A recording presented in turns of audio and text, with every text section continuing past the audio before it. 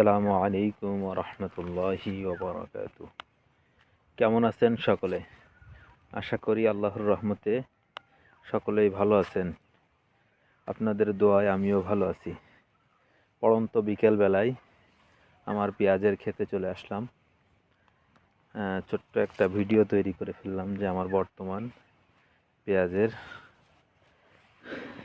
কদমের এই অবস্থা। কিছু ফুল ফুটে গিয়েছে আর কিছু এখনো ফুটতে বাকি আছে।